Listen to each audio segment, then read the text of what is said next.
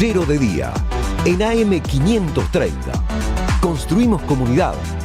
Buscamos la verdad siempre. Los verdaderos enemigos. ¿Quiénes son los verdaderos enemigos, no? Porque estamos como ese, a veces, ¿no? Yo me siento así, como ese japonés que está en el medio de la isla y está en una pelea, tira tiros al aire, hasta que alguien viene y le avisa, miren que terminó hace 40 años, ¿no? Por lo menos esa guerra. No, el mundo, ustedes saben, es un mundo de conflictos. Van cambiando de lugar, van cambiando su origen, van cambiando sus fundamentos, pero los conflictos son inherentes al vivir de la condición humana, con lo cual yo le diría que no nos hagamos los rulos con esto. Digo, siempre hay una pelea. El tema es cuál es la pelea acertada para dar. Y escuchando un poco a Gallego Fernández, que es un viejo militante del peronismo. Cuando digo viejo, lo digo en un sentido de que hace mucho tiempo, muchísimos años, tipo de la generación del 70, que hace política. Me parece que identifica claramente quiénes son los enemigos, ¿no? en esta pelea. Y digo enemigos, no digo adversarios, porque con un adversario uno más o menos se pone de acuerdo en el tamaño de la cancha, con qué tipo de pelota se va a jugar, si la pelota está desinflada, se saca y se pone que está inflada de vuelta, ¿no? Digo, hay como una serie de reglas que hace que uno pueda identificar a un adversario como aquel con el que tiene algún tipo de rivalidad, pero que esa rivalidad no le va a llevar la vida. ¿Tá? Es como parte del juego que uno defiende un color, otro defiende otro color, y se ponen de acuerdo en las reglas. Respetando las reglas, se respetan los dos, se cuidan los dos, ¿sí? Y cuando se rompen las reglas, se sanciona. Eso es un adversario. Aquí yo creo que hay enemigos, y que son enemigos que a veces uno no tiene tan presentes, porque si uno pensara, por ejemplo, en un marco muy amplio y muy grande, quiénes son los que atrás del algoritmo definen la cantidad de horas que tenés que estar agarrada al telefonito, scrolleando, o definen también cómo te van encerrando en una burbuja donde pasás a conversar exclusivamente con gente que piensa igual a vos y descartás a la otra, la suprimís a la otra de la conversación. Y yo les preguntaba a usted, ¿y quiénes son los dueños de esos algoritmos? Probablemente nadie podría repetirlo. Sí, la gente informada, pero quiero decir, a nuestra sociedad se le escapa muchísimo eso, ¿no? Y a nuestra sociedad y a otras sociedades del globo, quiero decir, este es uno de los grandes éxitos del capitalismo de valorización financiera y de nuevas tecnologías, es precisamente su opacidad, ¿no? Yo puedo saber quién es Warren Buffett, o qué sé yo, puedo saber quién es otro tipo de empresario, puedo saber quién es Elon Musk, o puedo saber quién es cualquier multimillonario más o menos que aparece en la revista Forbes, ponele. Pero se me hace más difícil identificar a personajes que son los victoriosos de esta etapa en el capitalismo global, ¿no? Y eso creo que tiene que ver, es un triunfo de la opacidad sobre la transparencia, es un triunfo que tiene que ver con algo que los voy a remontar un poco lejos a la época de Jabrán, cuando él decía el poder es impunidad y no quería que le sacaran fotos, ¿no? Digo, el no dar la cara cuando uno es un privilegiado que atesora en virtud de la pobreza de otros, y es una ventaja, porque si no das la cara nadie te puede putear. Los que venimos y damos la pera todos los días acá, bueno, sabemos que parte del riesgo es que alguien te diga algo. En general son cosas buenas, y por eso lo hacemos, pero puede decir, alguien te puede identificar y también te puede hacer daño, ¿no? Digo, por eso el poder, cosa que nosotros no somos poderosos, digamos, el poder es garantizar esa opacidad, esa clandestinidad, esa operatoria por fuera del radar. Probablemente las nuevas generaciones esto lo resuelvan, o capaz que ya lo tengan resuelto, ¿no? Pero las nuevas generaciones son eso, nuevas generaciones. Mientras tanto, opera en la sociedad una conformación que sigue siendo la de varias generaciones a la vez. Y estas varias generaciones a la vez, en alguna de esas generaciones estamos nosotros, hablando como lo estamos haciendo. Y en eso yo quiero identificar, porque dije los verdaderos enemigos, ¿no? Quiero leerles lo que salió en el Pirulo de página de hoy, algo lo mencionó el Gallego recién, pero que me parece que también habla de qué cosas enfrentamos, ¿no? Abro comillas, abro comillas, si vos tuviste un hijo con discapacidad es problema de la familia, no del Estado, le dijo Diego Españolo, director de la Agencia Nacional de Discapacidad, a Marlene Spezzo, la madre de Jan Moshe, activista autista de 10 años. Ella y su hijo contaron que en las charlas que tuvieron por la necesidad de declarar la emergencia para el área, el abogado personal del presidente Javier Milei, que recaló en ese puesto, los increpó. ¿Por qué yo tengo que pagar peaje y vos no? ¿Por qué tengo que pagar estacionamiento y vos no? La insensibilidad y la crueldad sin límites serán denunciadas hoy con marchas y movilizaciones en todo el país. Esta escena, que es una escena habitual entre libertarios y la gente de bien, ¿no? Creo que también marca un problema de época. Estas ideas hoy ocupan un lugar en la escena, un lugar en el ring de la pelea o de la batalla por las ideas que en otro momento no hubieran tenido. Y acá yo creo que hay que identificar que uno de los peores enemigos que tenemos es la propia condición humana cuando es confrontada o es enfrentada a situaciones de desesperación. Porque frente a esa desesperación, esa desilusión, ese desencanto y ese escepticismo, abre paso, le abre el portón a verdaderos sátrapas que son los enemigos de la condición humana, al fin de cuentas, ¿no? Que han existido en todas las épocas. Ahora, nosotros justo nos toca una época en la que llegan a ser presidentes, ministros, y no están condenados al rincón de los hijos de puta. Nos ha pasado, nos está pasando. Y yo creo que estos son los verdaderos enemigos desde ya, creo que son los principales. ¿Por qué? Porque son los personajes que hacen el trabajo sucio de las corporaciones. Las ratas que hacen el trabajo sucio, que es meternos miedo, arrinconarnos, cosificarnos, deshumanizarnos, para que terminemos aceptando la caída de un hermano, un compañero, una compañera, como algo natural. ¿No? Digo, algo natural. Che, lo echaron de tal lado. Y bueno, tampoco se podía mantener a tanto vago en tal lugar. Che, le pegaron a los jubilados. Y bueno, si se quedan en la casa no les pegarían, ¿no? Che, los científicos están ganando poco. Y bueno, si yo también gano poco. Digo, son toda una suerte de pensamientos miserables que van construyendo el sentido de época. Ese sentido de época no es un sentido neutro. Este sentido de época es el que le permite a grandes grupos empresarios en la Argentina, a grandes corporaciones en la Argentina, a grandes monopolios en la Argentina, acumular una riqueza que en su vida imaginaron. En su vida imaginaron. ¿Sí?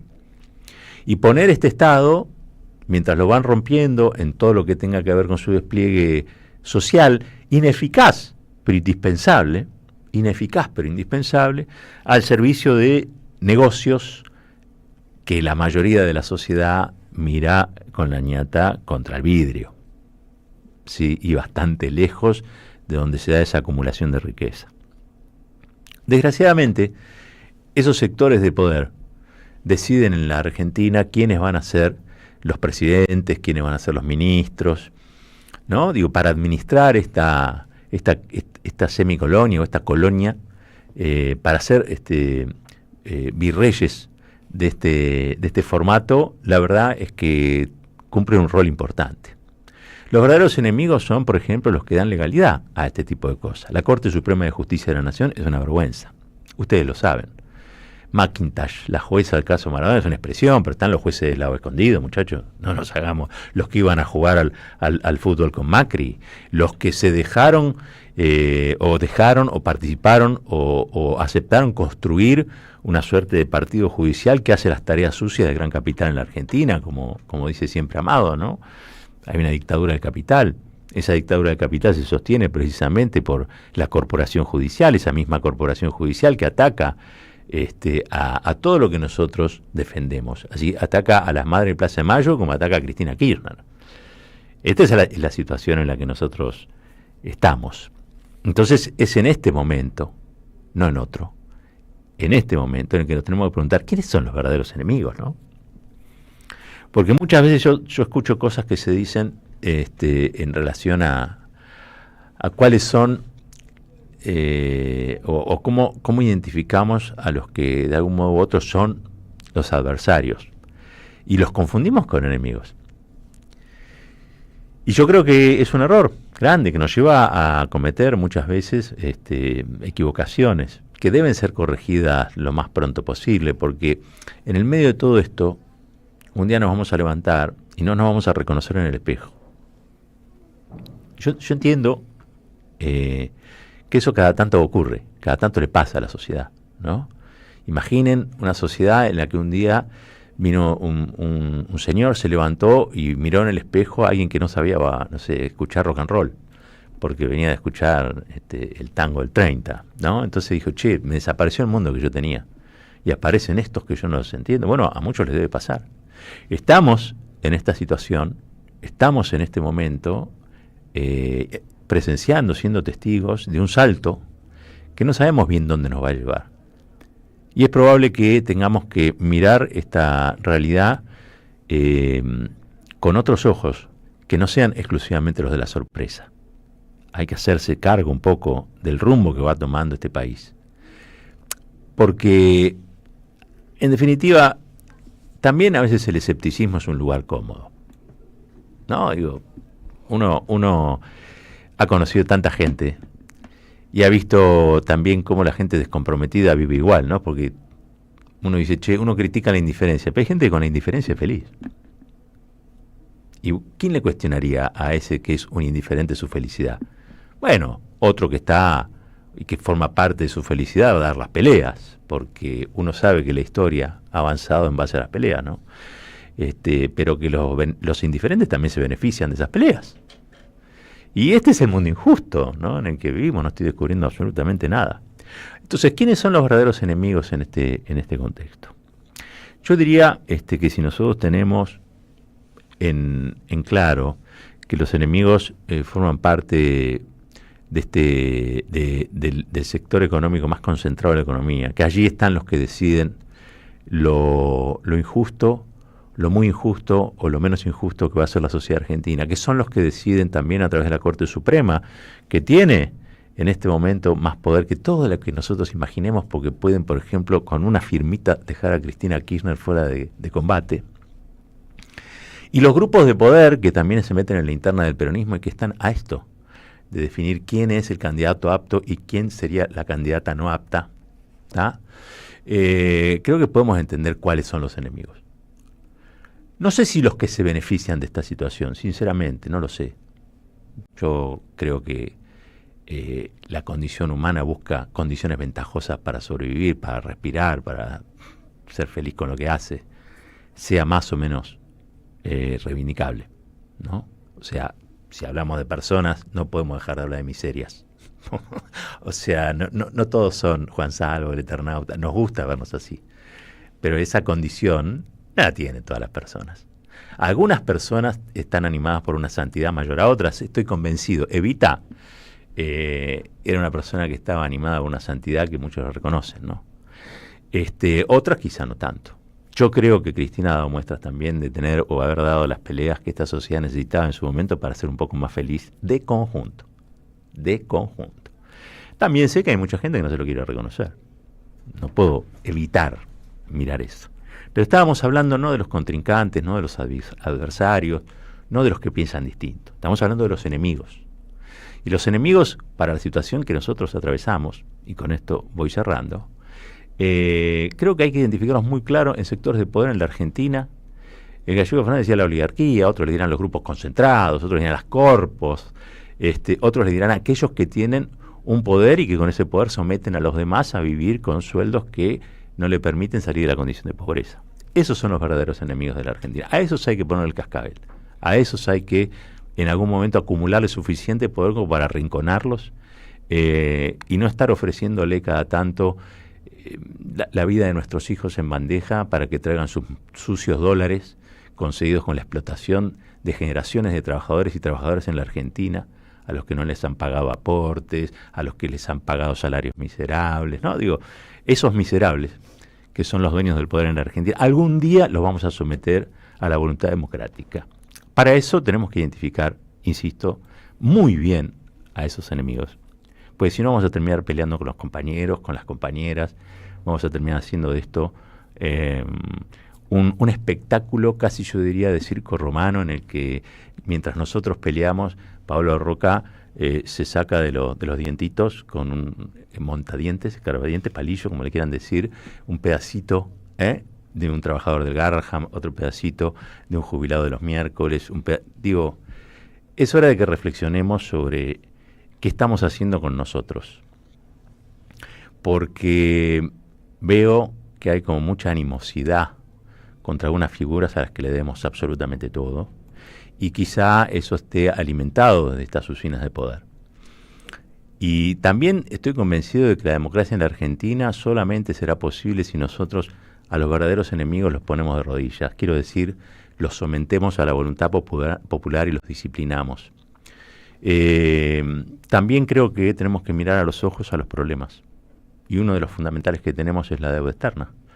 La deuda externa realmente es un condicionante fabuloso, porque no condiciona a los monopolios ni a los oligopolios locales, condiciona a la sociedad. Condiciona a la sociedad a perder su ciencia, su tecnología, su capacidad productiva, su capacidad de innovación, su acumulación de capital necesario para dar saltos importantes en materia de infraestructura, que cada tanto hay que dar en la sociedad. Esos son, me parece, los temas que hay que tratar. Discutir también un nuevo Estado, sí, claro. Necesitamos un Estado que sea eficiente. Y el Estado eficiente que necesitamos es uno que pueda someter y disciplinar a esos grupos. El Estado que pueda disciplinar a esos grupos económicos va a ser el Estado eficiente, va a ser el que va a terminar construyendo, me parece a mí, una sociedad un poco mejor de la que tenemos. Para concluir, decirles que aquel que ve a un compañero o una compañera y en ella ve a un enemigo o una enemiga a derrotar, está jugando para Pablo Roca. Estar jugando para Pablo Roca en esta circunstancia, en esta situación, no importa si es Roca, si es Pagano, si es Montoto, no importa. Y vieron que yo no tengo problema en identificar. Me cuesta más quizá hablar de compañeros y compañeras, me cuesta mucho, aunque estoy enojadísimo con algunos, pero son en todo caso adversarios de ideas en este momento, en esta circunstancia, en esta coyuntura. Tengo muy claro que salvada esta situación, con todos ellos, en algún momento voy a ir a comer un asado. No, creo que eso no cambia. Pero sí estoy totalmente convencido de que algún día vamos a poder disciplinar a esos grupos. Mientras eso suceda, la verdad, las próximas elecciones las va a decidir un grupo de 3 inmorales en la Corte Suprema de Justicia, o 5 rentas degeneradas para los niveles de pobreza que tiene la Argentina, pero que son capaces de financiar candidaturas y hasta alimentar los sueños que puede tener cualquiera para hacer o llegar a administrar la colonia. Y esa es la situación en la que estamos. Por lo tanto, cuando hablamos de enemigos, sepamos que algunos son rivalidades, otros son contrincantes, otros tienen sus formas de ver, pero que los verdaderos enemigos están en un lugar donde la mayoría de las veces no los vemos y la mayoría de las veces ni siquiera forman parte de la conversación.